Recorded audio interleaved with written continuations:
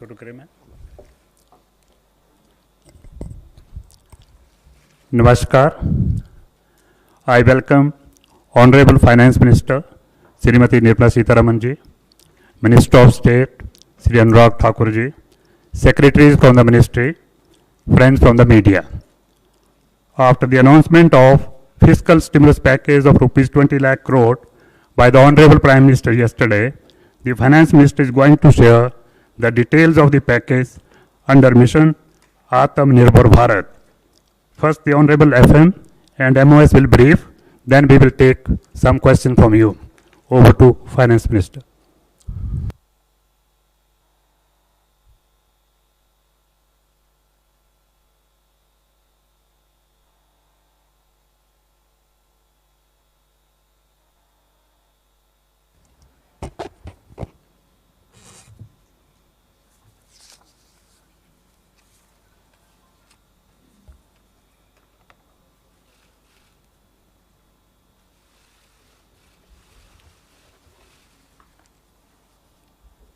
Good afternoon. Can you hear me with my mask or should I remove it? Are you okay? It's better now?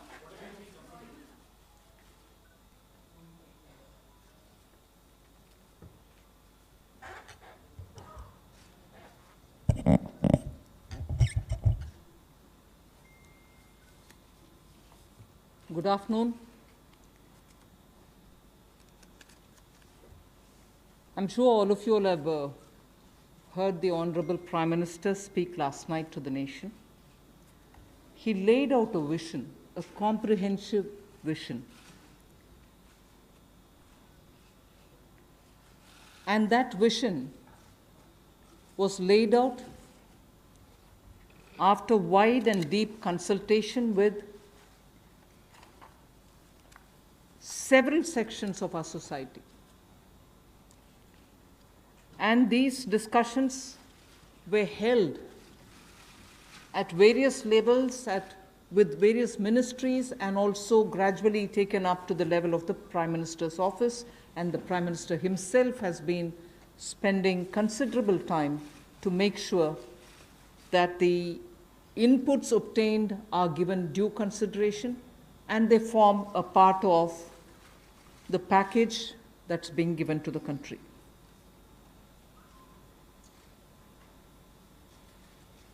Essentially, this is to spur growth and to build a very self-reliant India. And that's where this whole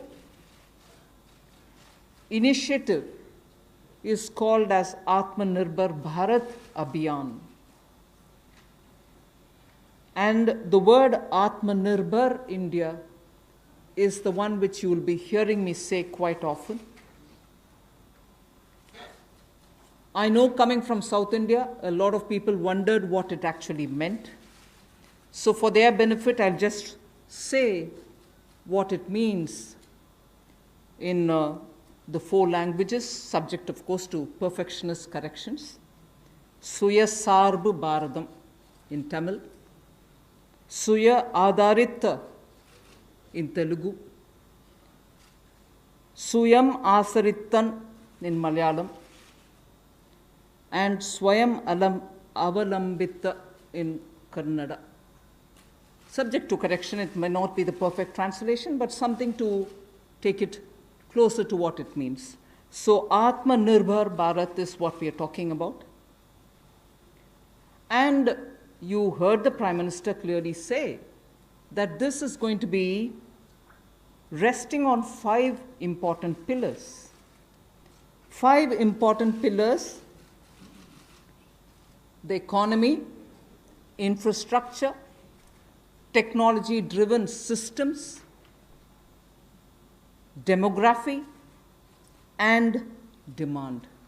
So if these are the 5 pillars on which we are trying to build Atmanirbhar Bharat, the focus obviously will be what can be defined as the factors of production in today's language.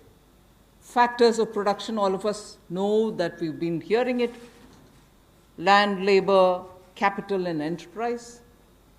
Today, we recast it, say it the same way, but then essentially referring to the very same factors of production, but in this Atmanirbhar Bharat, our focus therefore would be on those factors of production which are land, labor, liquidity, and law. So essentially it addresses issues of ease of doing businesses, ease of doing compliance and regulations being due diligence observed, and so on. And in this, the intention is to build brands. Intention is also to take local brands, and build them to a global level. So there is a global value chain integration also as a part of this vision which the Prime Minister has put before us. Certainly when he says Atmanirbhar Bharat, it is not to look inwards and cut India to become an isolationist country. It certainly talks about a confident India which can rest on its strengths and also be able to contribute to the globe, the way in which the Prime Minister rightly pointed out.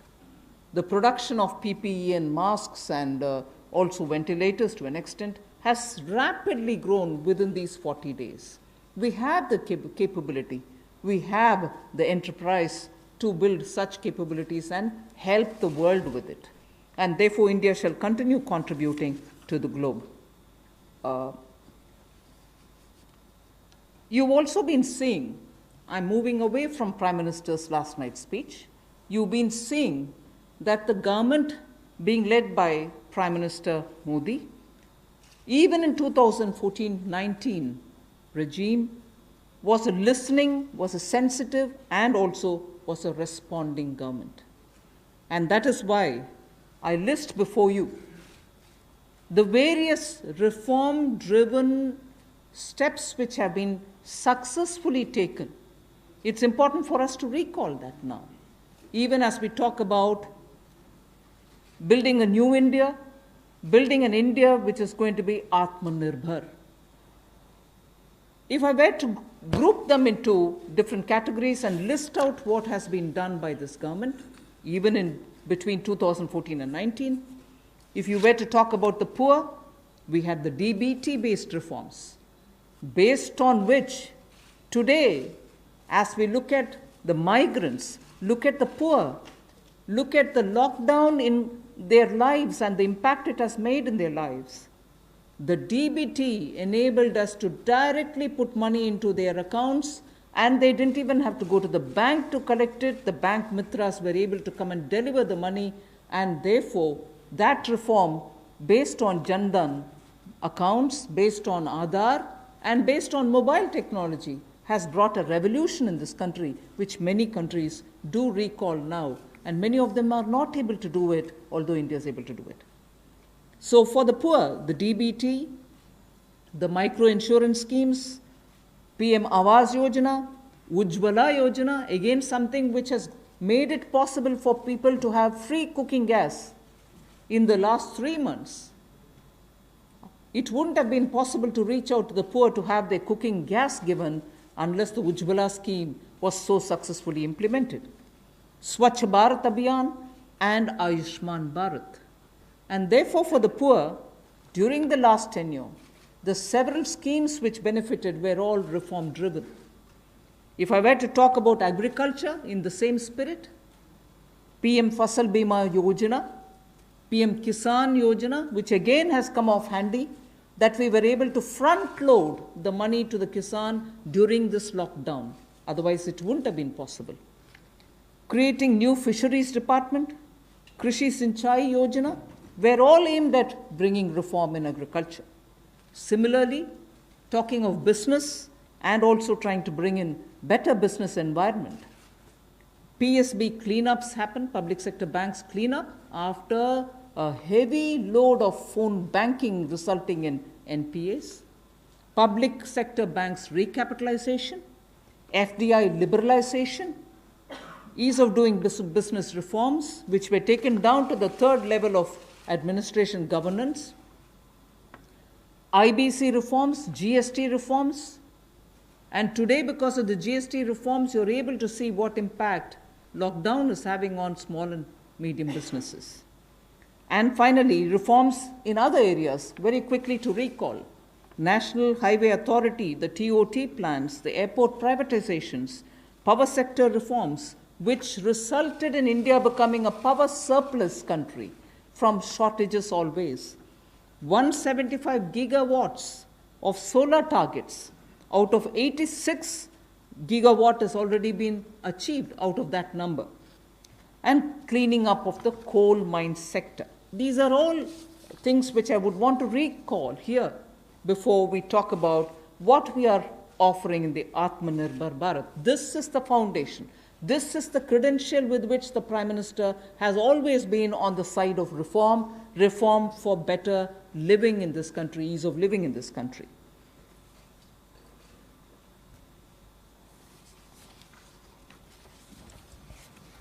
नमस्कार। कोविड-19 में देश और दुनिया के सामने बहुत सारे संकट खड़े किए और इन चुनौतियों के समय में भी भारत के यशस्वी प्रधानमंत्री आदरणीय मोदी जी अवसर देखते हैं और कहीं ना कहीं पिछले कल का उनका जो देश के प्रति संबोधन था उसमें स्पष्ट तौर पर दिखता है कि आत्मनिर्भर भारत बनाने के लिए ये जो संकल्प उन्होंने लिया है, ये जो सोच अपनी देश के सामने रखी है, इसने एक नई ऊर्जा देशवासियों में भर दी है। जहां अपने घरों तक सीमित थे लोग, आज वो आत्मनिर्भर भारत बनाने के इस संकल्प में जुड़ने जा रहा है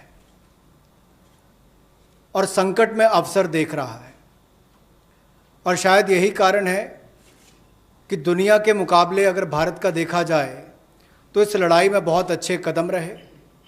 यहाँ तक कि दुनिया भर के देशों में दवाइयाँ तक पहुँचाने का भी संकट के समय में अगर किसी ने काम किया तो भारत की दवाइयों की कंपनियों ने किया, जिसमें भारत को बहुत प्रशंसा भी मिली है। यही नहीं, सबसे पहले कोविड-19 को चलते मोदी सरकार ने जो पहला कदम उठाया वो प्रधानमंत्री गरीब कल्याण योजना के रूप में लेकर आए कि देश के गरीब को भूखा ना रहना पड़े, उसको कोई दुख तकलीफ ना हो। और 1,70,000 करोड़ का ये पैकेज माननीय वित्त मंत्री जी ने आप सबके सामने रखा था। और यही नहीं, कंप्लायंस की कोई दिक्कत ना हो कि आपको कानूनी तौर पर वैधानिक रूप से कोई जो नियमों का पालन कर रहा है उसमें आप रह ना जाएं, तो उसकी भी छूट 3 महीने का मॉरेटोरियम पीरियड आपको दिया गया। फिर आरबीआई के माध्यम से भी घोषणाएं हुई जिसमें लिक्विडिटी का फ़ायदा आप सबको मिला, देश के करोड़ों लोगों को।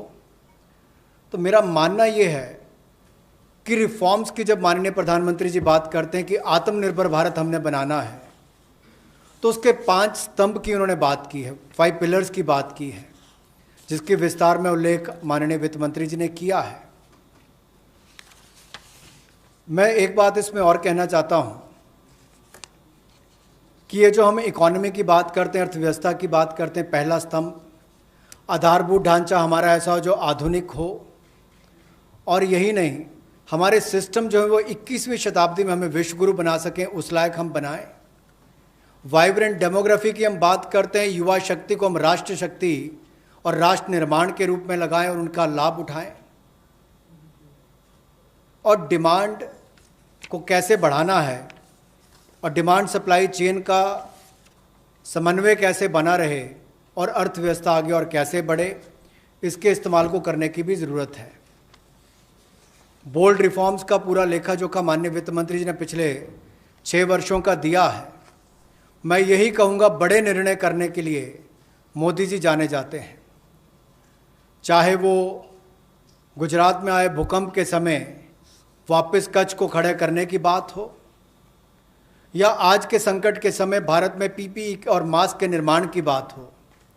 और कहीं ना कहीं यही सोच भारत को आत्मनिर्भर भारत बनाने जा रही है। और इस आत्मनिर्भर भारत जो मूवमेंट है, इसमें हम आप सबको जोड़ने आए हैं। 20 लाख करोड़ का ऐतिहासिक पैकेज माननीय मोदी जी ने पिछले कल घोषणा की है और प्रधानमंत्री जी ने हमें निर्देश दिया है कि प्रतिदिन अलग अलग सेक्टर्स को लेकर आप सबके बीच में आकर इसकी विस्तार में हम लोग जानकारी दें। तो माननीय वित्त मंत्री जी आपको अगली जानकारी देंगे कि आज किस सेक्टर को लेकर हम आप सबके बीच में आए हैं। लेकिन बोल्ड रिफॉर्म्स 6 वर्ष भी होती रही, अब भी होगी, जब तक भारत आत्मनिर्भर नहीं हो जाता उस दिशा में लगातार काम चलता रहेगा। So I broadly explained about the reform steps which were taken during the previous 14 to 19 tenure of this government. And after the 2019 elections, the July budget was presented. Post that, immediately, in this very hall, we met several times over several fortnights when we had to respond to the call of the hour, the need which was felt by the SMEs and many others. And all this only to underline the fact that you're speaking with a sensitive, a responsive, and a government which believes in consultation. So then after that, the budget of February 2020 was presented, but soon after came Corona. And after the parliament session was concluded, within hours of the announcement of the lockdown, the PM Garib Kalyan package was announced, about which Amos has briefly referred. The numbers are something which are worth recalling here because we are going to have to build on that. 52,606 crores into DBT account of 41 crore bank account holders, the Jan Dhan account holders. 18,000 crore worth grain and pulse transfers happened, in which 48 lakh metric tons of wheat and rice have been distributed, costing 69 crores, to 69 crore account ration card holders. 71,738 metric tons of pulses have been distributed to 6.25 crore card holders. Aside from this, non-card holders have also been distributed grains. And I mentioned a minute ago about the Ujjwala scheme, which helps distribution of free cylinders. Divyang and old age pensioners have all been also given assistance. So after the lockdown, within a couple of hours, meaning within a day or two, we came with that announcement of the Garib Kalyan package. With that, there was also a compliance and also due diligence related deadline dates which were postponed so that ease of compliance could come in. Beginning today, I come over to speaking about today. Beginning today, for the next few days, I shall be coming with this entire team before you to put out the details of the vision which PM has put forth yesterday. So PM's vision for a self-reliant India, we will come with the details in various tranches beginning today, and we shall not forget in each of the tranches that we are talking about that we do have a responsibility towards the poor of this country, towards the needy of the country, towards the migrant workers of this country, the Divyang and the aged. So the tranches will of course be for all our convenience, suitably bringing grouped items which have some correlation. Alongside, you also had the Reserve Bank of India coming up with a lot of liquidity infusion, about which the data which will be shared with you all will go into greater detail about the quantum that they came up with, the LTROs and the TLTROs. I'm not getting into it so that you'll get the data, but we are not going into it. We also ensured, the Revenue Secretary is here, we also ensured that 18,000 crores of refunds through a special drive were given for all the income taxpayers. Drawback were also given the payments. So the intention being liquidity should be in the hands of the people. For all those who have up to 5 lakhs of refund dues, we cleared it. 14 lakh taxpayers have benefited because of that. So with that said, today the tranche has about 15 different measures, 6 of which pertain to the micro, small and medium enterprises. कुटीर लघु उद्योग के लिए 6 ऐसे कदम हम उठाएंगे. 2 relate to the employees provident fund. 2 relate to the NBFCs, housing finance corporations, and the MFIs, microfinance institutions. 1 relates to DISCOMs, 1 relates to contractors, 1 relates to real estate, and 3 are tax measures that we have taken. So I'll get into the detail of today's tranche of announcements. I said there are 6 major steps for the MSMEs. The first one, there is a collateral-free automatic loan for MSMEs which is being provided. This will give facility up to 3 lakh crores. 25 crore outstanding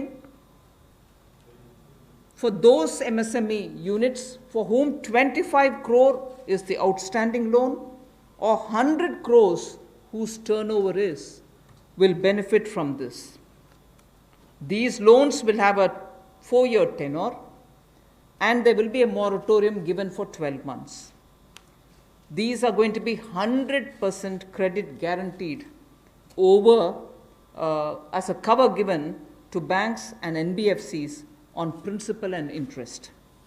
So this is going to be available till 31st October 2020. There are no guarantee fees, no fresh collaterals required.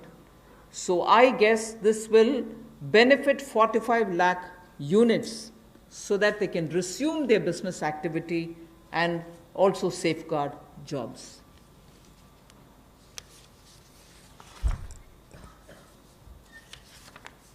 प्रधानमंत्री गरीब कल्याण योजना में जहां सबसे पहले Covid health workers के लिए 50 लाख रुपए की इंश्योरेंस पॉलिसी का प्रावधान किया गया था, वहीं पर 80 करोड़ गरीबों को 5-5 किलो गेहूं या चावल देने का प्रावधान किया गया और पूरे देश भर में पीडीएस के अलावा अतिरिक्त ये 5-5 किलो उनको दिया गया, पिछले महीने भी और इस महीने भी. इसके अलावा ये प्रति व्यक्ति 5-5 किलो था और प्रति परिवार दाल देने का भी काम किया गया 1 किलो. और इसके अलावा जो हमारे वृद्ध, विधवा, दिव्यांग हैं उनको भी जनधन खातों में सीधा पैसे डाले गए, 500-500 रुपये, 1000 रुपये उनको टोटल डाला गया. इसके अलावा जो 20.5 करोड़ जनधन योजना खाता धारक थे, ऐसे 41 करोड़ खातों में भी 52,606 करोड़ रुपया अब तक ट्रांसफ़र कर दिया गया है. 8 करोड़ उज्ज्वला योजना के जो उपभोक्ता हैं उनको मुफ्त में 3 महीने 1-1 सिलेंडर देने की बात हुई थी. जब तक उनको सिलेंडर की आवश्यकता है उसकी प्रक्रिया भी शुरू हो गई और दे भी दिए गए. यहाँ तक कि जो पीएम किसान के लिए भी 2,000 रुपया ऐसे करोड़ों किसानों के खातों में उसको ट्रांसफ़र कर दिया गया. तो जितनी घोषणाएं उस पीएम गरीब कल्याण योजना के अंतर्गत की गई थी उन पर सारे कदम भारत सरकार द्वारा उठाए गए और करोड़ों भारतीयों को इसका लाभ माननीय प्रधानमंत्री नरेंद्र मोदी जी के माध्यम से मिला है. जहां तक व्यापारी वर्ग की बात है, आम आदमी की बात है, कंप्लायंस का बर्डन उसके ऊपर ना आए, घर से बाहर नहीं जाते थे, तो उसके सामने जो संकट था कि वो कैसे समय सीमा रहते अपनी कंप्लायंस पूरी कर सके, उसमें भी उसको छूट दी गई और उसको भी 3 महीने आगे बढ़ाया गया, जिससे उसको लाभ मिला है. आरबीआई ने भी जो महत्वपूर्ण घोषणाएं की उससे लाखों करोड़ रुपए की लिक्विडिटी मार्केट में आई है, जिससे पूरे देश को लाभ मिला है। और इसकी जानकारी आप सबके सामने पहले भी रखी है, केवल आज एक बार फिर आपके ध्यान में लाने की ज़रूरत पड़ी तो उसको किया है। एक जो मीडिया के माध्यम से हमारी जानकारी हमें मिली और जो वीडियो कॉन्फ्रेंस और बाकी सब वार्तालाप बाकी लोगों से हुआ, मध्यम सूक्ष्म लघु उद्योग, कुटीर उद्योग, घरेलू उद्योग जो है, इन सब के सामने बहुत बड़ी मुसीबत थी कि पैसों की भारी कमी थी। इन सब के लिए क्या किया जाए, ये भारतीय अर्थव्यवस्था की रीढ़ है। ये जो हमारा सूक्ष्म लघु मध्यम उद्योग है, कुटीर उद्योग है, गृह उद्योग है, इन सब का एक बहुत महत्व है। 12 करोड़ से ज़्यादा लोगों को ये रोज़गार देते हैं।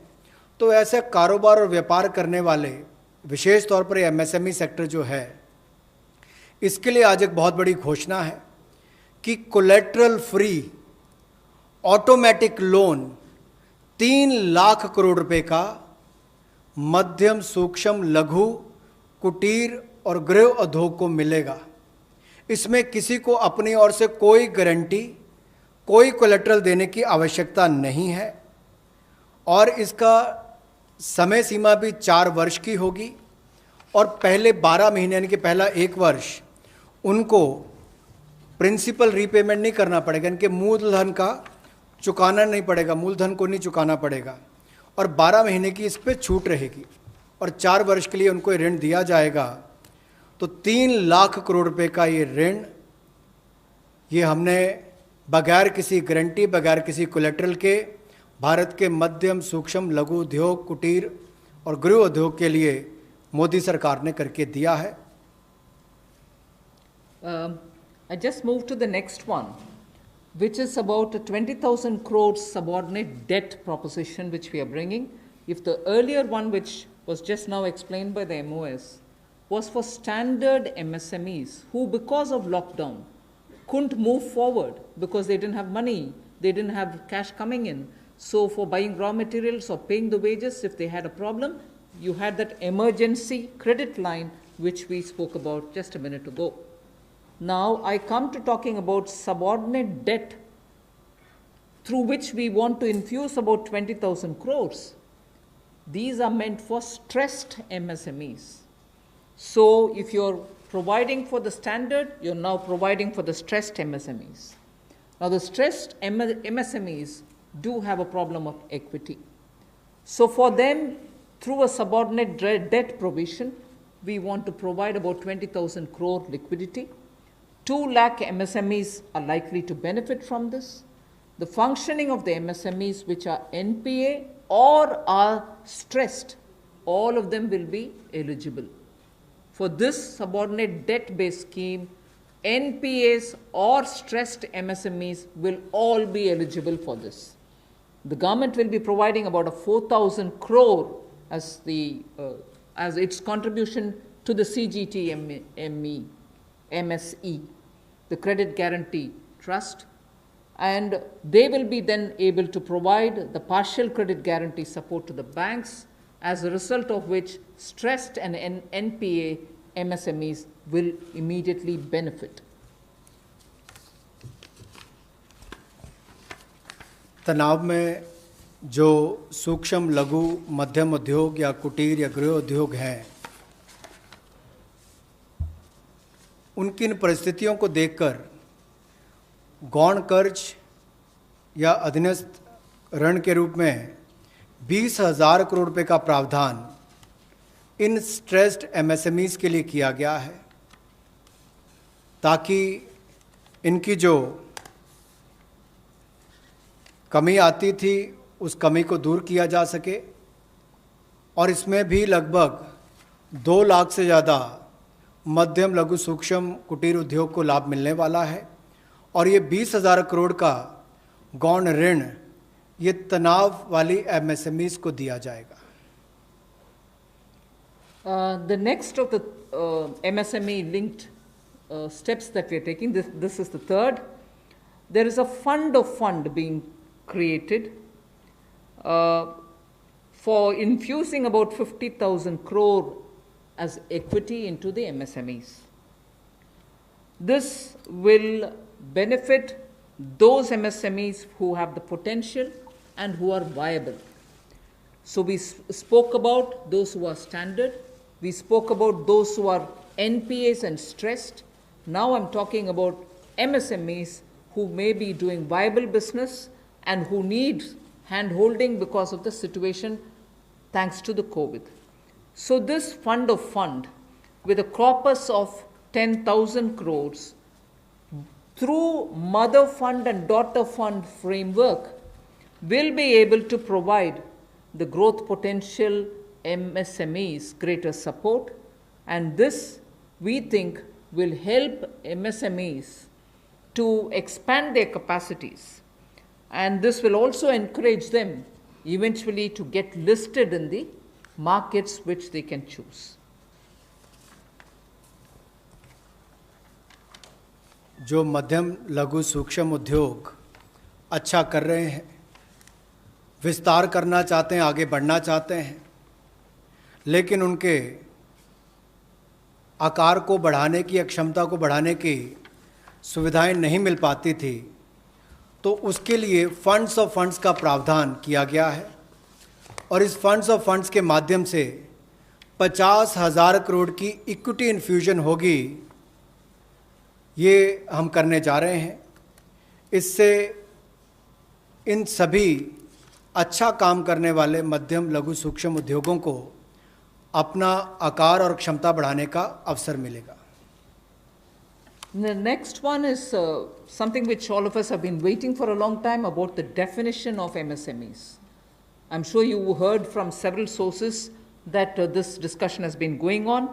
We have now come to a stage where we can happily announce that the definition being changed is being changed in favor of the MSMEs. Because there was always this fear in very successful MSMEs also, that if they outgrow the size of what is defined as an MSME, they lose the benefits that they get as an MSME itself.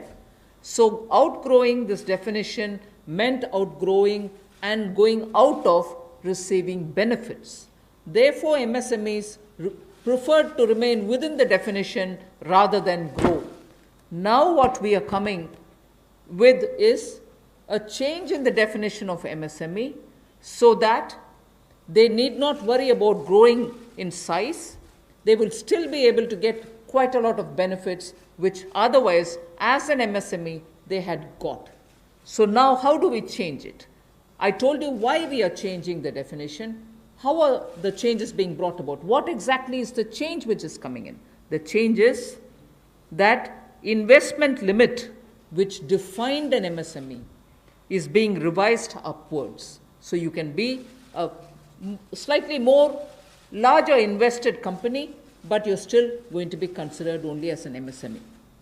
And then I'll come to the amounts which is shown in the chart there. But the idea is, even with an increased investment, you'll still be defined only as an MSME. You shall not get out of the benefit which is given to you as an MSME. Second is, additional criteria to define an MSME is being brought in. And that criteria is based on turnover. So that is being brought in newly now. Earlier it was only investment size. Now investment size and or additional turnover size is being brought in. And earlier, the distinction which prevailed between manufacturing unit, and therefore their definition was on slightly different account. Service units, therefore definition was on slightly different criteria. Now that differentiation between manufacturing and service MSME are being removed. Manufacturing MSME or service-based MSME shall all be defined similarly. And then, therefore, the chart that is there before you will tell you what was earlier and what is now. What was earlier defined with an investment of 25 lakh as micro unit will now have investment allowed till 1 crore. So they will still be called a micro unit even if the investment is up to 1 crore. Now, in that, service investments of 10 lakhs were called as micro earlier. Now, because the distinction is removed, Service also will have the benefit of being called a micro unit, even if the investment is 1 crore. Over and above it, I did say that in addition to investment as a definitional criteria, we are bringing in the criteria of turnover also. So now your investment can be up to 1 crore and your turnover can be up to 5 crore. You shall be called as micro. This or that. Your investment can be 1 crore and your turnover can be 5 crore, up to 5 crore, you will be micro enterprise. And so on. So small will be up to 5 crore, manufacturing enterprise. Services was up to 2 crore. Now the definition is changed to 10 crores and 50 crores. Investment and turnover, and so on. The table explains it.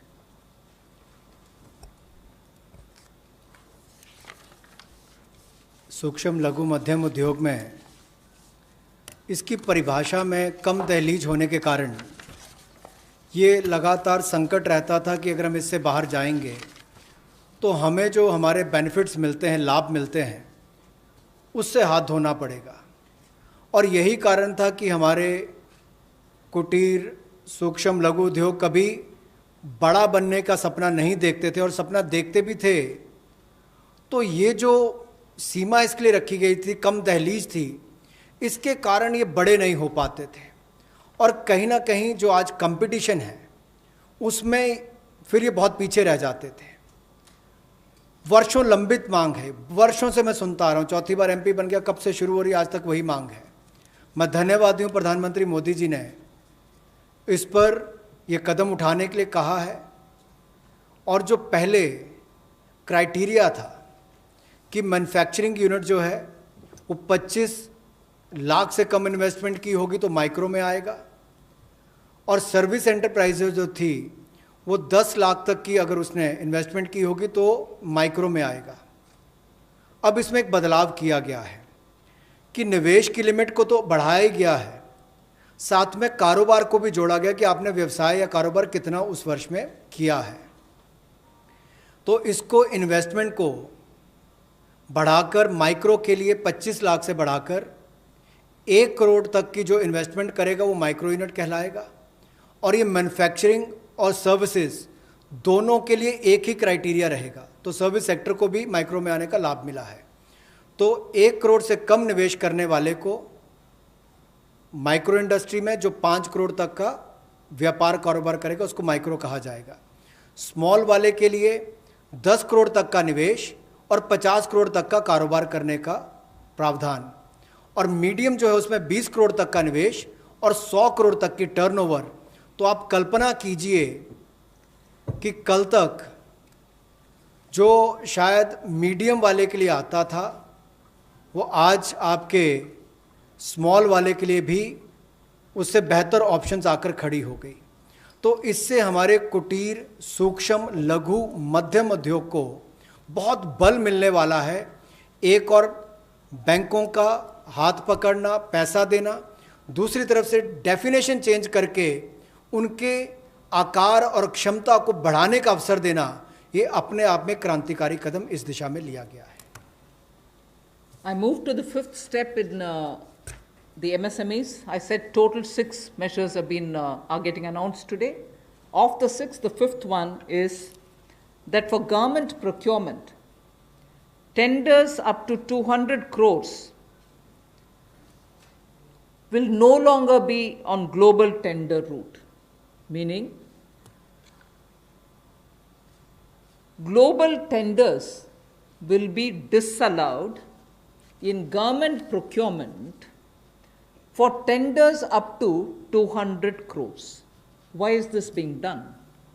Majority of the MSMEs in India were unable to supply those big mother units, as you may call, big, large companies, who they were serving all the while. Suddenly the conditions became, based on the global tenders, unmatchable by our MSMEs.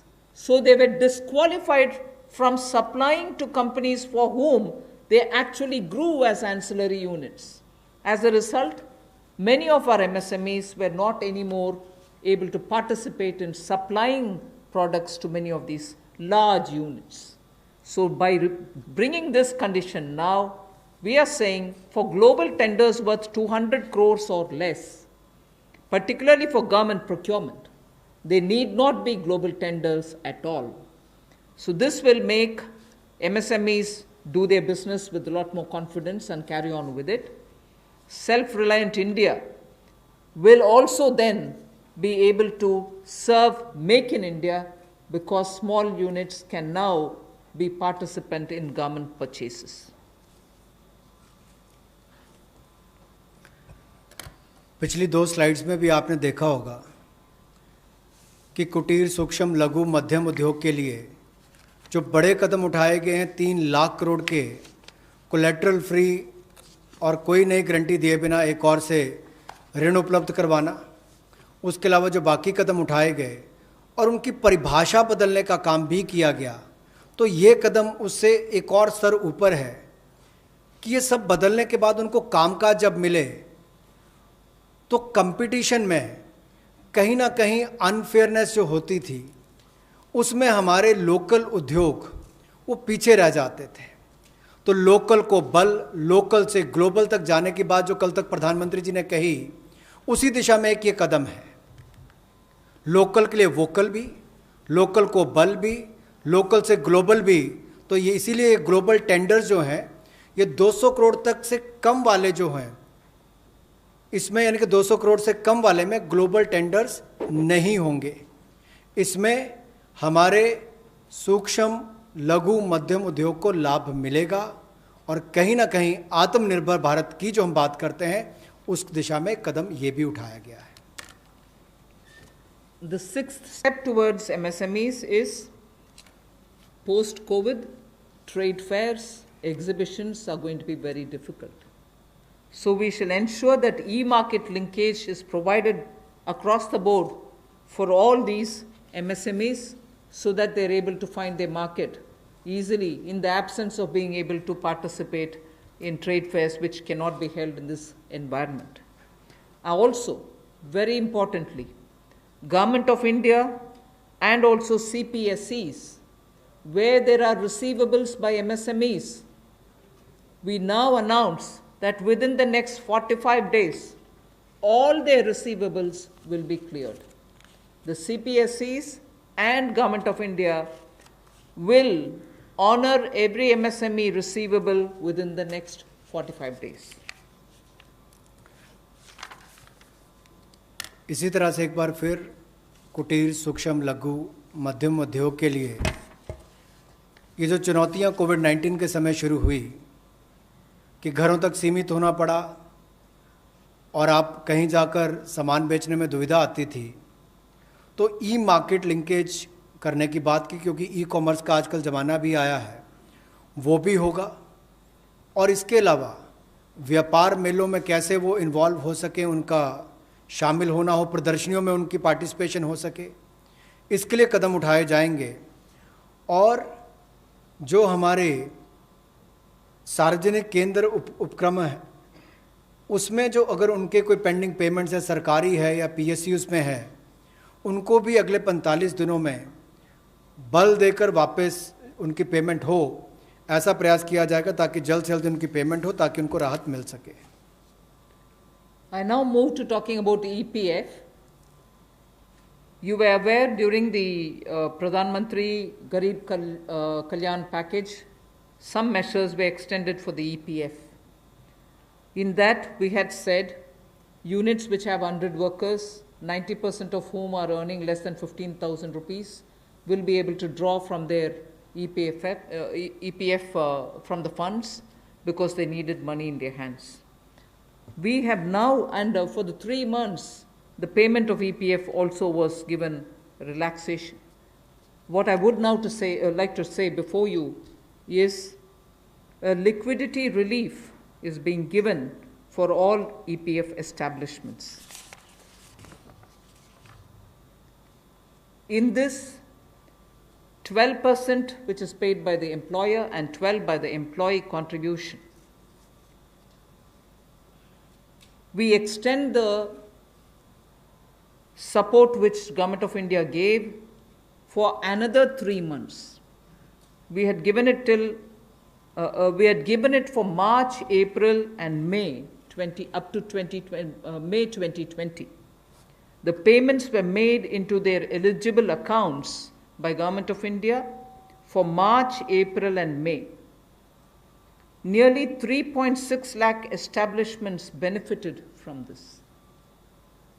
Liquidity relief of 2,500 crores to 72.22 lakh employees is now being proposed to be provided by extending this contribution for the next 3 months also.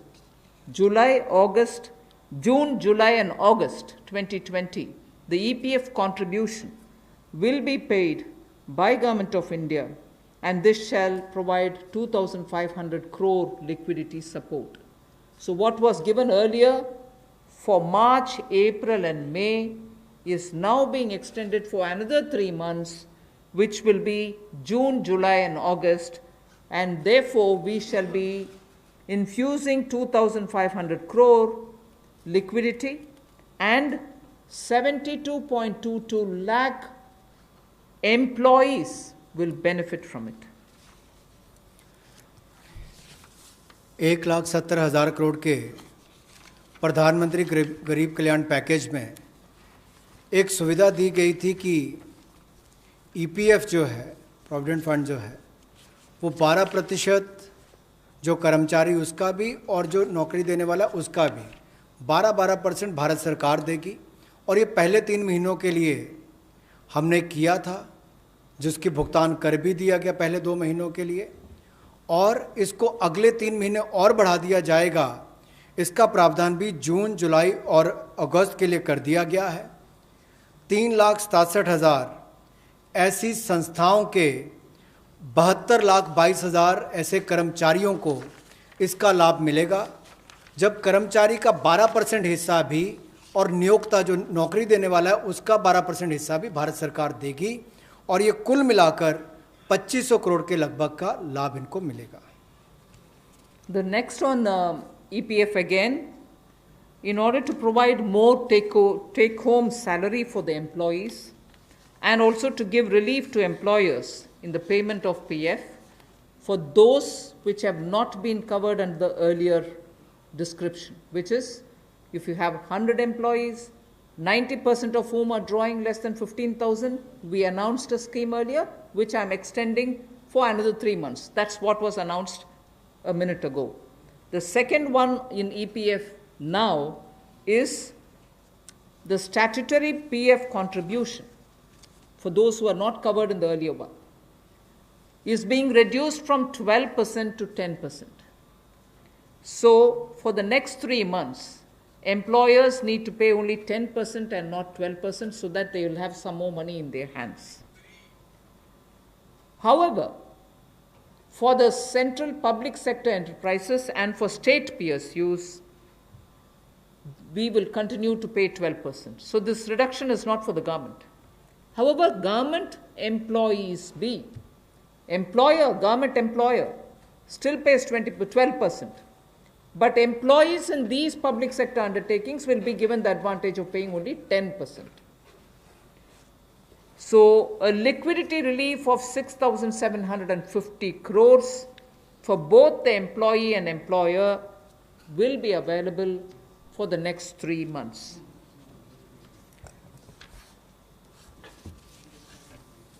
एक और प्रावधान, क्योंकि आज के समय पैसा कर्मचारी के हाथ में भी कैसे ज़्यादा हो, इसमें भी एक बड़ी राहत देने का प्रयास इसमें किया है कि जो ईपीएफ कंट्रीब्यूशन है, जो उनका ईपीएफ का योगदान है, वो ऐसे संस्थानों के लिए और कर्मचारियों के लिए 12% से कम करके 10% अगले 3 महीनों के लिए किया गया है। इससे कर्मचारी भी और संस्थान दोनों को लाभ मिलेगा। लेकिन जो सरकारी हमारी संस्थान है, सेंट्रल पीएससीज हैं, इनके लिए 12% ही रहेगा, उसमें कोई बदलाव नहीं किया गया है। तो इससे कुल मिलाकर 6,750 करोड़ रुपए का लिक्विडिटी सपोर्ट इनको मिलेगा और एक तरह से 6,750 करोड़ रुपये ज़्यादा इनके हाथ में आएगा। The next one is about non-banking financial companies, housing finance corporations, and microfinance institutions. We have been hearing, in spite of a lot of steps which the RBI took, in spite of all the provisions that we made between the July budget and the February budget, it was felt that the NBFCs were not able to get enough resources. And particularly, some NBFCs which were not very highly rated had particular difficulties in comparison to the others. So, Government of India now launches a 30,000 crore special liquidity scheme. Under the scheme, investment will be made in both primary and secondary market transactions, where investment grade debt papers, this is not infusing equity, this is taking and buying debt papers of NBFCs, housing finance corporations, and microfinance institutions. And not high quality debt papers, they can be investment quality also. So, this we expect will have an impact on those struggling NBFCs who need money to carry on with business. And these NBFCs are also those who have been funding MSMEs. So, in order for these NBFCs to keep their network of MSMEs served, this infusion is absolutely necessary. And these securities with which you're going to buy these debt papers will be fully guaranteed by Government of India. They will be fully guaranteed by Government of India. We hope that this will also bring in a lot of difference for NBFCs who have access to small and micro units, and therefore we want to ease the flow of credit through these NBFCs who have only not so good debt papers in their hands. गैर banking वित्तीय कंपनियां, NBFCs या फिर हमारे housing finance companies और micro finance institute, इन सब के लिए जो इनके पास लिक्विडिटी की कमी आती थी, धन का अभाव होता था, उसके लिए ये नई योजना लेकर आए हैं जिसमें 30,000 करोड़ रुपये का विशेष तौर पर प्रावधान किया जाएगा। स्पेशल लिक्विडिटी स्कीम ये होगी जिससे इनके धन की आपूर्ति भी होगी और इसके माध्यम से जहां एक और हाउसिंग सेक्टर को बल मिलेगा, MSME सेक्टर को बल मिलेगा, उसका भी लाभ हमारी अर्थव्यवस्था में और नीचे आम आदमी को पहुंचेगा और इसका पूरी तरह से गारंटी भारत की सरकार देगी।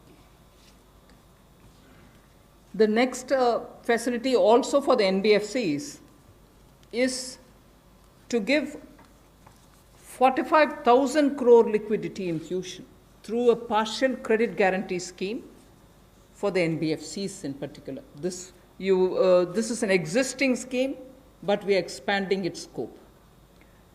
Expanding its scope only because it will now cover borrowings such as primary, bond issued, the commercial papers. So all these will constitute the liability side of the balance sheet, but we are getting into that area also. But in this case, as different from the previous one, 20%, the first 20% loss alone will be borne by the guarantor, which is Government of India. The first 20% loss. So in this again, AA rated papers below and also below that will all be included. Even unrated papers will be eligible for investment. This we think will help many of the microfinance institutions, and with this, if money goes into their hands, even based on unrated papers, we guess they will have liquidity to reach out to the MSMEs who may be in the far-flung areas. जहां पहली 30,000 करोड़ की liquidity guarantee scheme लेकर आए थे, NBFCs के लिए, HFCs और MFIs के लिए, वहीं पर अब आंशिक ऋण गारंटी योजना, ये लगभग 45,000 करोड़ रुपए की NBFCs का इसमें प्रावधान किया गया है। इसमें भारत सरकार गारंटर होगी, जो 20% का नुकसान इसके द्वारा सहन किया जाएगा, वहन किया जाएगा। और यही नहीं, इसमें AA पेपर और इससे भी नीचे वाले जो हैं उसको भी इसमें पैसा मिल पाएगा, ऋण मिल पाएगा। और इसके अलावा जो अनरेटेड पेपर एलिजिबिलिटी है इन्वेस्टमेंट के लिए, वो भी इसमें प्रावधान किए गए हैं, ताकि ज़्यादा इसका स्कोप बढ़ सके, ज़्यादा लोगों को इसका लाभ मिल सके। और कुल मिलाकर इससे भी नई लेंडिंग जो है, यानी कि कर्जा दिया जा सके सूक्ष्म लघु मध्यम उद्योग को और आम नागरिकों को भी मिल सके, उसके लिए इसका प्रावधान किया गया है।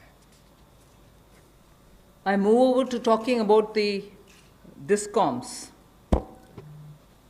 DISCOMs today are facing unprecedented cash flow problems. They desperately need help.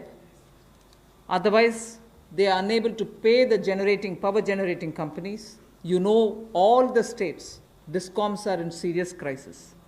So in order to help them, there is a emergency liquidity injection, which is happening to the extent of 90,000 crores.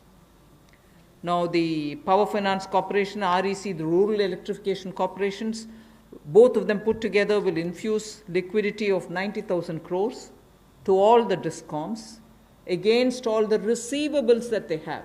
They're sitting there without getting paid. In turn, they are not able to pay the GENCOs. In turn, the GENCOs are wondering where they will have more money to pay for producing electricity. And at a time when we are talking about Atmanirbhar Bharat, at a time when we are also rightly claiming the credit for having made India a surplus power generating country, we've reached a stage where DISCOMs don't have money because they're sitting with receivables. So we are now making a provision, a one-time provision, for PFCs and RECs to infuse that money into the DISCOMs against their receivables, and who in turn, this will be done with the state issuing guarantees. The guarantee, the amount which is being infused on guarantees being given by states. Now, obviously, having received that infusion of money, the DISCOMs will pay the GENCOs. GENCOs in turn will clear their dues and keep the cycle moving. Now, what does this do to the customer? The customer, we want the benefit to be passed on to the customer. We are in fact telling the central public sector generation companies that they shall give rebate to those DISCOMs which shall pass these benefits to the final customer. So we are making it clear to the central public sector generation companies that on receiving the money from the DISCOMs, they should be able to pass it on again back to the consumers. So this is a one-time infusion of liquidity for cash-desperate DISCOMs.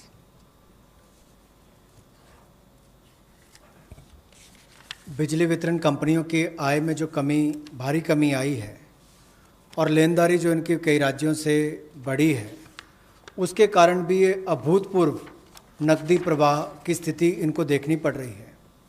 इन परिस्थितियों में आम उपभोक्ता को भी नुकसान ना हो, बिजली उत्पादन करने वाले भी और बिजली वितरण करने वाले भी इस अभूतपूर्व समस्या में कहीं उलझ कर ना रह जाएं, इसके लिए 90,000 करोड़ रुपए का प्रावधान डिस्कॉम्स के लिए किया गया है, बिजली वितरण कंपनियों के लिए किया गया है। और ये 90,000 करोड़ रुपया जो बिजली वितरण कंपनियों को दिया जाएगा, वो पावर फाइनेंस कॉरपोरेशन और रूरल इलेक्ट्रिफिकेशन कॉरपोरेशन के माध्यम से दिया जाएगा।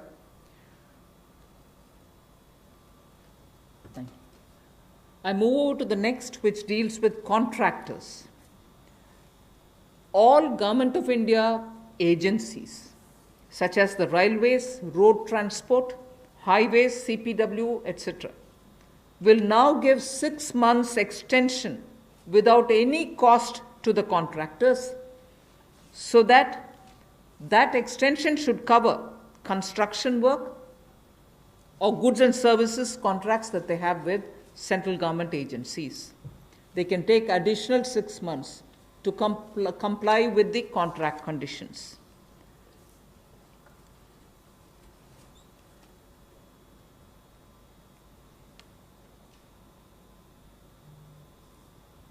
I didn't get it. Up to 6 months. So the extension is up to 6 months, is what I'm being told. Okay. Covers construction. This shall cover construction work or cover even goods and services contracts. It will also cover completion of works and intermediate milestones that they may have. This will also cover and extend concessional period which is given in PPP contracts. So even the concessional periods will get extended up to 6 months. And in order to facilitate greater liquidity which they can obtain, government agencies will partially release bank guarantees to the extent of the partially completed contracts. So if a particular contract is completed to some extent and not fully, to that some extent, the partial bank guarantee will also be released so that the cash flow will improve. जहां एक और पहले 200 करोड़ तक के tenders global नहीं होंगे, एक वो राहत दी गई। अब उसके बाद जो अभी काम हमारे कॉन्ट्रैक्टर्स कर रहे हैं देश भर में, चाहे वो रेलवेज़ का हो, सड़कों का हो, हाईवेज़ का हो, सेंट्रल पब्लिक वर्क्स का हो, अलग अलग डिपार्टमेंट्स के हों, क्योंकि कोविड के कारण ये समस्या खड़ी हुई, तब उनको 3 महीने से ज़्यादा 6 महीने तक की राहत इसमें दी जा सकती है एक्सटेंशन के रूप में, ताकि उनको कोई खामियाजा ना भुगतना पड़े। और जो ऑब्लिगेशंस थी उनकी, उसके कारण दिक्कत आ सकती थी, इसलिए प्रावधान किया गया है ताकि मुकदमेबाजी या बाकी सब ना हो और मानसिक रूप से भी ठीक रहे और अच्छा काम करके समय पर पूरा कर सकें। तो 6 महीने तक की इनको राहत दी गई। और यही नहीं, जो पीपीपी कॉन्ट्रैक्ट्स है उसमें भी जो कंसेशन पीरियड है उसमें भी ये राहत 6 महीने तक की दी जा सकती है, पर मैक्सिमम जो है 6 महीने तक हो सकता है। केस टू केस मैटर करेगा। और जो सिक्योरिटी दी जाती थी पार्शियल, उसको रिलीज़ किया जा सकता है आंशिक रूप से। मान लीजिए मैं कोई ठेका लिया है, 70% किसी ने काम किया और उसके एवज में उसकी आंशिक रूप से वो बैंक गारंटी को वापस किया जा सकता है, ताकि उसके पास और लिक्विडिटी और काम करने के लिए आ सके। एक बहुत बड़ी राहत इस तरह से कॉन्ट्रैक्टर्स को भी देश भर में देने का एक प्रावधान किया है। 80% की होगा तो उसके अनुसार, 60% की होगा तो उसके अनुसार, लेकिन कुल मिलाकर उसके पास पैसा ज़्यादा आए ताकि वो काम काज में उसको कहीं दिक्कत ना आए। I've come to the last two of today's announcements. One relate to the real estate, which is what I'm doing now. The next has direct taxation related reliefs, which has 3 different aspects. So the last two, one is on the real estate and the next is on the taxation. In the real estate matter, the Urban Development Ministry shall issue advisory to the states and the union territories so that the regulatory authorities are given clear picture that they can treat the COVID-19 period as an event where you can invoke the force measure. In other words, they can treat it as an act of God, and to that extent be flexible about the execution of the contract signed. This will also mean that with the necessary changes, they will have to issue fresh project registration certificates. They can extend the registration and the completion dates. Suo motu, they can do it by 6 months for all registered projects, expiring on or before 25th March 2020. So using the force measure clause, they can suo motu extend the registration and completion date by 6 months if the project was registered on or after 25th March 2020. So there need not be individual applications separately for it. They can suo motu do it. They can also issue fresh project registration certificates automatically with revised timelines. So this way, people who had entered into a contract and got fixed because of the coronavirus will not suffer. These measures, we think, will de-stress developers, and real estate industry, which is already in difficulty, will benefit with the new timelines. कोविड-19 का प्रभाव हमारे real estate projects पर भी पड़ा होगा, और इसके लिए ही ministry of housing and urban development ये राज्य की सरकारों को और यूटीज़ को एडवाइस भी करेगी कि उनकी जो रेगुलेटरी अथॉरिटीज़ हैं वो ये प्रावधान करें कि जो रजिस्ट्रेशन और कंप्लीशन डेट है उसको ज़ो मोटो 6 महीने तक आगे बढ़ा दिया जाए, और इसकी जो 25 मार्च तक जो एक्सपायरी डेट थी यानी कि उसको 6 महीने तक आगे बढ़ा दिया जाए, और इसमें कोई इंडिविजुअल एप्लीकेशंस मंगवाने की आवश्यकता नहीं है। जो 25 मार्च तक थी उसको वैसे ही 6 महीने तक का आगे विस्तार कर दिया जाए, उसको आगे अवधि को आगे बढ़ा दिया जाए। रेगुलेटरी अथॉरिटीज़ को भी यही अनुरोध किया गया है, और इसमें ministry of housing and urban affairs के माध्यम से जाएगा कि 3 महीने तक पीरियड उसको भी आगे बढ़ा दिया जाए, और जो फ्रेश प्रोजेक्ट रजिस्ट्रेशन सर्टिफिकेट्स हैं वो भी रिवाइज टाइमलाइंस के साथ दे दिए जाएं। तो इसी तरह से रेरा के अंतर्गत जो टाइमलाइंस है उसको आगे बढ़ाने की जो बात कही गई इसमें विस्तार में कही गई। I move over to talking about the tax-related proposals, which is my last. You're fairly familiar with the TDS and the TCS tax deductions which happen. We have now, from, let us say, tomorrow till 31st March 2021, reduced the TDS rates and the TCS rates by 25% of the existing rate. So if the existing rate is 100, it will be reduced by 25%. This shall apply to all payments, if they are payment for contracts or professional fees or interest or rent or dividend or commission or brokerage. All of these will be eligible for this 25% rate reduction. Through this, and as I said, this will be coming into force from tomorrow and last till March 31st, 2021. And this we think, this reduction we think will release nearly 50,000 crores in the hands of the people who otherwise would have paid it as TDS. This reduction alone is going to give 50,000 crores back to the people, in the sense it will be in their hands rather than coming in as payment of taxation. जो TDS rates हैं वो सभी non salaried payment वालों को, residents को, और TCS rate जो है उसमें 25% की कटौती की गई है फाइनेंशियल ईयर 2020-2021 के लिए, और इससे 50,000 करोड़ रुपए का लगभग लाभ आम जनता को मिलने वाला है। यानी कि अगर मेरा 100 रुपया बनता था तो मैं 100 रुपये की बजाय अब 75 रुपये दूंगा, और उसमें 25% की कटौती की गई है। तो एक बहुत बड़ी राहत गैर वेतनभोगी इन सब के लिए, non salaried payment to residents, इनके लिए की गई है। The next is a set of dates which are getting extended for direct tax, some of the measures that we are taking.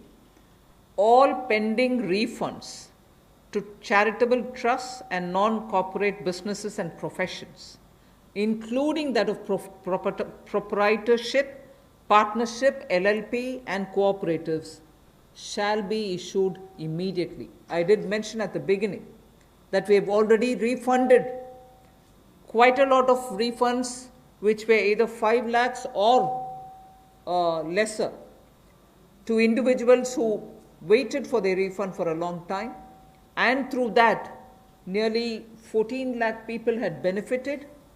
Now, we are saying that the pending refunds of all charitable trusts, non-corporate businesses, professions, proprietorships, partnerships, LLPs and cooperatives, many of whom can be very small.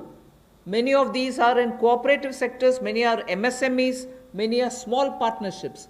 All their refunds will be given immediately, which will mean that they will get their due money, that's their money, they will get it back in their hands without any delay. Then the due date of all income tax returns for the year 2019-2020 are now being extended from 31st July 2020 and 31st October 2020 to 30th November 2020. And tax audits from 30 September 2020 is being changed to 31st October 2020. So that is a measure which will help people not to worry about how they are going to do their compliance, will they be able to file their returns or not. So that is a step which we take. And the last one, which also is a taxation related measure, is the date of assessments getting barred, because assessment time gets barred with a certain date. We are conscious of it, we have taken cognizance of it, so we are saying date of assessments getting barred as on 30th September 2020 is now being extended to 31st December 2020. So 3 months extension is being given so that date of assessment doesn't get barred as of September 2020, it can wait till December 2020. And also, those getting barred on 31st March 2021, we are saying this in advance, those getting barred as of 31st March 2021 are being extended to 30th September 2021. They are a clear, again 6 months extension for those March. We are telling that in advance.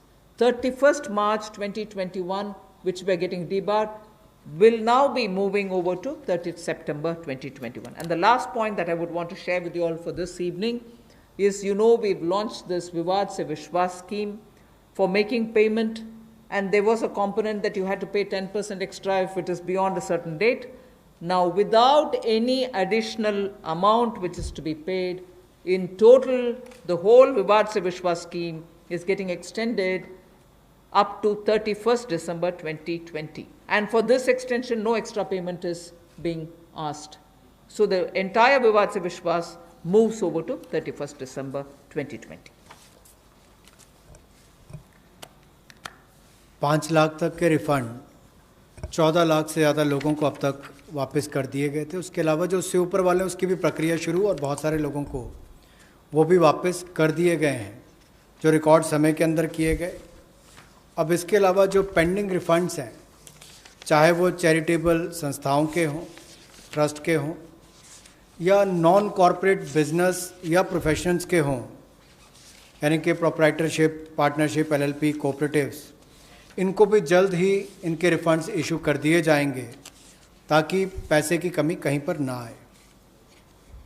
Income tax की return के लिए जो due date थी वित्तीय वर्ष 2019-20 के लिए, उसको 31 जुलाई 2020 और 31 अक्टूबर 2020 से बढ़ाकर 30 नवंबर 2020 कर दिया जाएगा, और टैक्स ऑडिट को भी 30 सितंबर 2020 से बढ़ाकर 31 अक्टूबर 2020 कर दिया जाएगा। जहाँ तक डेट ऑफ असेसमेंट की बात है, ये भी वर्जित हो रही थी 30 सितंबर 2020 को, इसको भी एक्सटेंड कर दिया जाएगा 31 दिसंबर 2020 तक, और जो वर्जित हो रही थी 31 मार्च 2021 को, इसको 30 सितंबर 2021 तक बढ़ा दिया जाएगा। मैं एक बार फिर कह देता हूँ, जो डेट ऑफ असेसमेंट्स जो बार हो रही थी 30 सितंबर 2020 को, उसको 31 दिसंबर 2020 तक बढ़ा दिया गया है, और जो बार हो रही थी 31 मार्च 2021 को, उसको 30 सितंबर 2021 तक बढ़ा दिया गया है। विवाद से विश्वास स्कीम बजट के समय भी हम लाए थे, लेकिन इन अभूतपूर्व परिस्थितियों के चलते इसको भी, जिनको पेमेंट करनी है, कोई अतिरिक्त पेमेंट ना किए बिना, एडिशनल अमाउंट दिए बिना, इसको 31 दिसंबर 2020 तक एक्सटेंड कर दिया गया है, ताकि आप 2020 31 दिसंबर तक पेमेंट कर सकते हैं। उसमें आपको कोई अतिरिक्त पेमेंट नहीं करनी पड़ेगी। मैं धन्यवाद करना चाहूँगा फाइनेंस मिनिस्टर का, MOS फाइनेंस का, for detailed briefing to all of us on these particular subjects. Madam, with your permission, 2 questions we are going to take online and 4 questions we can take from the hall here. So first I take the question online. How does the government plan to finance rupees 20 lakh crore stimulus? Maybe this is a question I should answer after I finish all my announcements on the various tranches. But government has also given a slightly altered schedule, the borrowing schedule. So that is one of the ways, that is, I repeat, that is one of the ways in which we are also expecting to finance. But the other details about how exactly are we going to get financing this will be probably more appropriately answered after we finish announcing all the tranches. Okay. Number 14. मेरा सवाल ये है कि borings को लेकर के पहला सवाल था, इस पे थोड़ा सा अगर आप और बताना चाहें कि इतने बड़े पैकेज के लिए सरकार फिलहाल बोरिंग को लेकर के क्या योजना है, आने वाले वक्त में किस तरीके का और प्रावधान करने की योजना है, और दूसरा ये कि जो बैंक गारंटी, जो लगातार बैंक पिछले 2-3 महीने में ये इस बात को लेकर के चिंतित थे कि कुछ सेक्टर्स पर लोन देने के लिए वो ज़्यादा पॉजिटिव नज़र नहीं आ रहे थे, और बैंक गारंटी, सरकार से गारंटी को लेकर के वो लगातार अपील कर रहे थे। ऐसे में आपको लगता है कि इस बड़े पैकेज के बाद में बैंक की तरफ से लोन देने की शुरुआत हो पाएगी और लिक्विडिटी फ्लो की जो कोशिश है उसको कामयाबी मिलेगी? मैं आपके सेकंड क्वेश्चन को जवाब दे देती हूँ, बट फर्स्ट क्वेश्चन अब शायद दोबारा बोलना पड़ेगा, मैं ध्यान से शायद सुने नहीं। सेकंड क्वेश्चन के लिए मैं जवाब ये दे रही हूँ कि ये गारंटी का विषय जो आपने उठा रहे हैं कि बैंक से भी मांग था, उसके लिए तो आज गारंटी का विषय भी हमने घोषणा कर चुके हैं।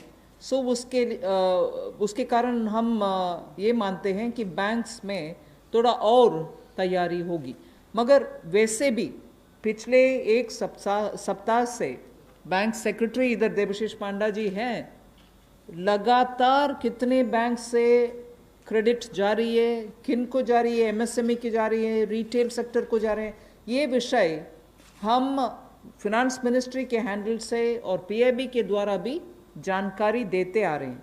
इसमें हम स्पष्टता से ये समझें कि बैंक्स लोन देने से संकोच नहीं कर रहे हैं। सैंक्शन किए हुए लोन्स हैं जिसमें बैंक का ये कहना है कि सैंक्शन करने के बाद भी कस्टमर आकर के लॉकडाउन खत्म होने के बाद हम आकर लेंगे, प्लीज तब तक आप पैसा रिलीज ना करें, ऐसे रिक्वेस्ट कस्टमर रख रहे हैं बैंक के सामने। मैं ये नहीं कह रही हूँ सभी कस्टमर्स ऐसे बोल रहे हैं, मगर ज़्यादातर कस्टमर्स ये बोलने की वजह से सैंक्शनड लोन का विवरण हम दे रहे हैं हर 2 दिन के एक बार, फिर भी वो अमाउंट रिलीज क्यों नहीं होता। और ये भी प्रश्न उठते हैं कि क्यों बैंक्स रिवर्स रिपो में, रिजर्व बैंक में लगातार पैसा डाल करके आ रहे हैं। कारण यही है कि सैंक्शन करने के बाद भी क्लाइंट्स उनके अपने चॉइस पर कह रहे हैं कि लॉकडाउन निकालने के बाद, हटने के बाद हम पैसा रिलीज करवाएंगे आपसे। सो ये भी है विषय, हम इसका पूरे हर पहलू अंडरस्टैंड करने का आवश्यकता है। Your first question, that's alright, That's covered. Number 12. I'm Sapna here. Very good afternoon. Ma'am, 2 questions. A lot of queries are coming from various quarters that after the announcement of the additional borrowing by the government last Friday of 4.2 lakh crore approx, how much is of that's going to be taken care in terms of meeting the revenue gap, ma'am? and the stimulus which you've just mentioned. And ma'am, in today's announcements, would you be able to give us any indication as to what would be the cash outgo by the government? I think your first question is largely addressed already about where are we going to get the money from, and is the debt market going to be able to receive the announcement that's been made by the government last Friday. Yes, you're seeing how the market is responding, and that's no secret. It's not something anyone can hide. It's public domain information. I have broadly indicated the amounts, but in any case, end of the year, all the announcements, 4 or 5 announcements, you'll get to know. And in any case, the Honorable Prime Minister has clearly said what is the total size of the stimulus package. Ma'am, related question online hai. Does the package announced by the Prime Minister yesterday is a standalone one, or it is inclusive of earlier package of 1.7 lakh crore and the other security items 65 lakh crore liquidity measures announced by the RBI? Does this all? As I said, whoever has asked that question online can wait till all the announcements are made. Here. Number 9. Ma'am Monika ji business ma'am MSME sector में पहले से ही बहुत ज़्यादा liquidity crunch था और UK Sinha committee ने ये सारी रिकमेंडेशंस पहले से ही दे दी थी, तो इतना समय क्यों लग गया? क्या हम लॉकडाउन का इंतज़ार कर रहे थे? और दूसरा ये कि अप्रैल के जीएसटी नंबर्स अभी तक नहीं आए हैं, तो एमएसएमई सेक्टर से काफ़ी कंप्लेंट्स आ रही हैं और वो काफ़ी रिक्वेस्ट कर रहे हैं कि एक जीएसटी एमनेस्टी स्कीम उनके लिए आ जाए, तो क्या हम उसकी आशा कर सकते हैं?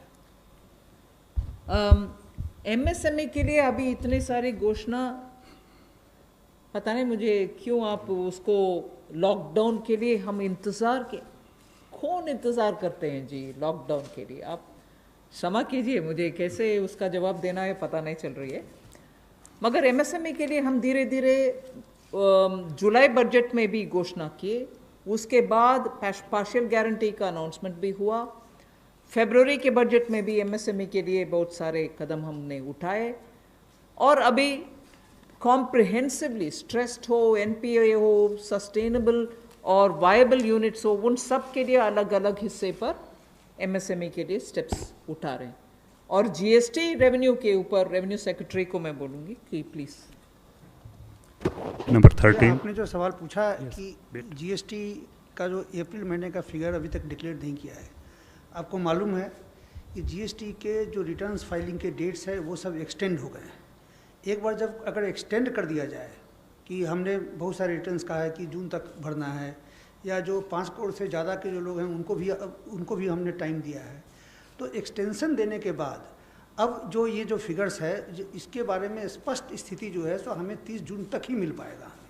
तो इसीलिए हम लोगों ने उस फिगर को अभी तो जो लोग पैसे दे पा रहे हैं वो दे पा रहे हैं, बाकी लोग 30 जून तक उनको अवधि दी गई है, उसके बाद ही हमें स्पष्ट स्थिति मालूम पड़ेगा कि कितना पैसा आया, किन लोगों ने रिटर्न फाइल किया है। जहाँ तक कि आपने एमएसएमई की बात की, जीएसटी रिफंड इस एक महीने में, अप्रैल महीने में टोटल इस फाइनेंशियल ईयर में अब तक करीब 11,000 करोड़ लोगों को जीएसटी का रिफंड दे दिया गया है। 11,000 करोड़ एक महीने में, और उसकी संख्या भी मैं बताऊं अगर तो करीब 27,000 लोगों को आईजीएसटी का रिफंड मिला है, और जो बाकी जो जीएसटी का जो रिफंड है करीब 1,39,000 लोगों को जीएसटी का रिफंड मिला है। Madam Sunil Prabhu, NDTV. Just 2-3 points. One, of course, was on the fiscal deficit. Where do you keep the target now? Because this is something that you didn't visualize it. Prabhu, just may I intervene? Please focus your question on today's briefing part, because as Madam told, It's part of that, sir. 4-5 series briefing will be here. So please focus for the today's briefing. That is one part of it, madam. The fiscal deficit and, the states asking for FRBM and, certain measures which you have been part of the deliberations in that aspect. The second is that when you say the EPF and this package that is being given to MSMEs, especially, there is unemployment that is taking place. How are you going to safeguard that, through various measures vis-a-vis this? And what exactly is the outlay that we are envisaging in terms of from the finance ministry? You've actually sort of spread like a bird's eye view of what's going to come. So I might want you to wait for the next announcements. 33. Yeah. That's why I said it's very- 33. Ma'am मैं शैलेश हूँ NI से। Ma'am MSME को लेकर आपने तमाम announcement करे हैं, उसमें 2-3 तो क्लैरिफिकेशन चाहूँगा। एक तो जो एमएसएमई की डेफिनेशन आपने चेंज करी है उससे कितनी कंपनीज़ को बेनिफिट होगा, और जो 200 करोड़ से ऊपर के जो टेंडर हैं जो फॉर ग्लोबल टेंडर्स आते थे, कितने लोग जो हैं उससे, कितने ग्लोबल टेंडर्स उससे बाहर हो जाएंगे। और मैम एक सवाल मेरा ये है कि जो आज आपने अनाउंसमेंट करा है और जो इंफ्रास्ट्रक्चर का 1 लाख करोड़ का जो आप लोगों ने टारगेट करा है, उसमें से कितना इसमें अनाउंस हुआ है या अलग है कुछ? मैं ये प्रश्न जो आपने उठाया ग्लोबल टेंडर के विषय में, कोई बाहर नहीं होंगे लोग, इसमें पार्टिसिपेट करने के लिए हम कदम उठा रहे हैं ना। अगर ग्लोबल टेंडर का आवश्यकता नहीं है जिसके वजह से स्मॉल एंड मीडियम इंडस्ट्रीज उसमें भाग लेना मुश्किल समझ रहे हैं, हम उस रिक्वायरमेंट को ही हटा दिया कि ग्लोबल टेंडर कॉल फॉर ना करें, जिससे 200 करोड़ से कम वाले गवर्नमेंट प्रोक्योरमेंट में एमएसएमई भाग लें। एक्सक्लूशन नहीं है, इंक्लूशन होगा।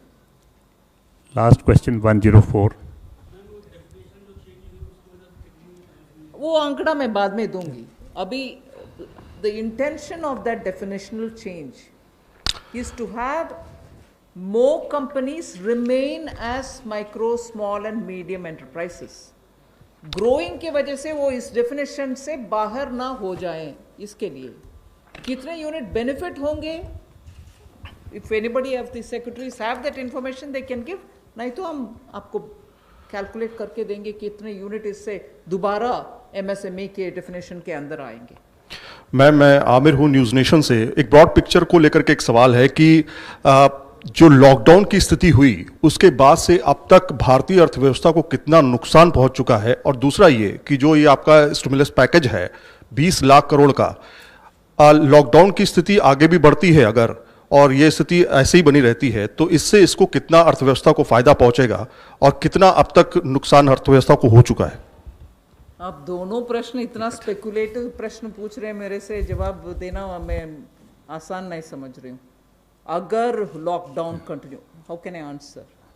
1 सेकेंड, लॉकडाउन के वजह से क्या नुकसान हुआ आंकड़ा करने के लिए अभी समय नहीं है। हम रिस्पॉन्ड कर रहे हैं जिससे न्यू इकोनॉमी उभर कर आना है और सभी स्ट्रेंथ के साथ उनके बिजनेस रिवाइव करना है, उस रास्ते पे हम चल रहे हैं। इसीलिए I can't answer even your first question. I'm sorry. Where from this question is coming? Please just last question has already been taken. I know that there are large number of questions today, but friends, as we are meeting regularly for next 2-3 days, so please it's end of those. I thank Madam and thank the MOS. Thank you very much.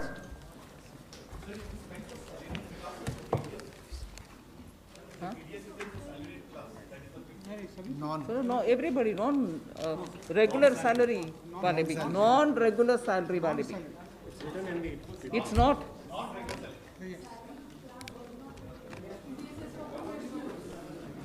TDS is for professionals, TCS is for others, no?